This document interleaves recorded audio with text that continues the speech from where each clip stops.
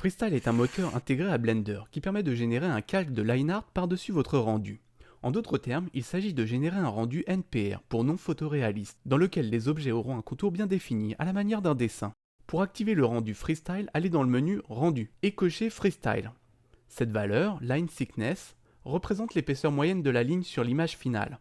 On teste un rendu, et voilà. Notez que si l'on éloigne la caméra, l'épaisseur de la ligne restera la même par défaut, ce qui devrait être pris en compte avant un rendu avec Freestyle. Nous allons maintenant voir l'essentiel des fonctionnalités de ce moteur, et qui vous permettront de produire le type de contour et d'aspect visuel que vous désirez pour votre image. Allez dans l'onglet View Layer, et ouvrez le sous-menu Freestyle Line Set. Ce menu vous permet notamment de configurer plusieurs types de lignes, sur une même image si vous le voulez, pour des rendus plus sophistiqués, simplement en ajoutant ou supprimant des sets comme ceci. D'attribuer un line set spécifique à un groupe qui sera exclu ou inclus dans le calque sur lequel les lignes seront tracées.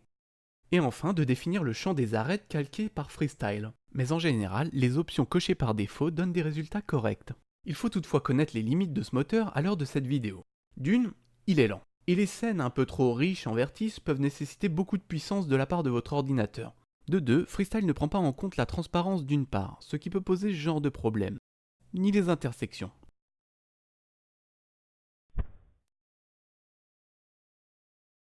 Dans le sous-menu Freestyle Line Set, nous allons pouvoir modifier l'apparence des lignes.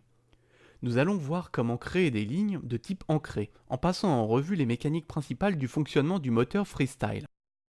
Voici le principe. Une ligne tracée est manifestée par une combinaison de ces trois paramètres principaux. Sa couleur, sa transparence, l'alpha, et son épaisseur. Et ces paramètres peuvent varier tout au long du tracé. L'idée va être d'ajouter des modificateurs permettant de faire varier ces paramètres selon certaines conditions.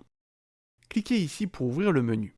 Pour un style de ligne imitant les techniques du pinceau et de l'encre, il faut quelques fausses maladresses d'épaisseur pour commencer. Ajoutez un modificateur Noise. Il permet d'ajouter de l'aléatoire. L'amplitude détermine la hauteur à laquelle peut s'élever l'épaisseur de la ligne, et la valeur période, la distance sur laquelle cette épaisseur est renouvelée. L'intensité d'une ligne dessinée n'est pas toujours la même en fonction de l'outil, de l'encre et de la technique employée. Pour obtenir des variations d'intensité, nous allons jouer avec les valeurs alpha. Nous allons tenter de reproduire ce genre de ligne, avec des extrémités transparentes. Pour cela, nous allons ajouter un modificateur Along Stroke, le long du tracé en français, au paramètre alpha.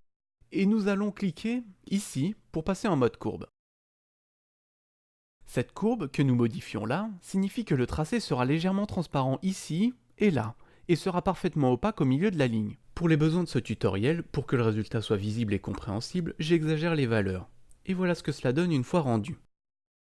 Changeons maintenant la couleur des lignes avec une dernière méthode. Cela peut se faire de cette manière. Sélectionnez l'option Color et ajoutez Material comme modificateur. Celui-ci actif, sélectionnez un objet et allez dans l'onglet Material. Dans le sous-menu Freestyle Line Set, définissez la couleur de la ligne. Et voilà, regardez. Pour finir, deux petites astuces.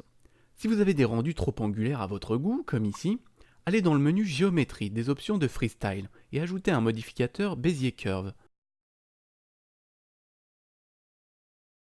Et dernièrement, vous pouvez forcer Freestyle à tracer des lignes. Prenons cette plante. Si j'estime qu'il devrait y avoir une ligne ici, pour mieux signifier la géométrie de l'objet, je sélectionne des edges, puis je vais dans ce menu, Edge, ici, et je clique sur Mark Freestyle Edge. Je coche dans ce menu Edge Mark, et voilà. C'est donc ainsi que fonctionne Freestyle. Les autres modificateurs sont à paramétrer d'une manière similaire à ceux que nous venons de voir.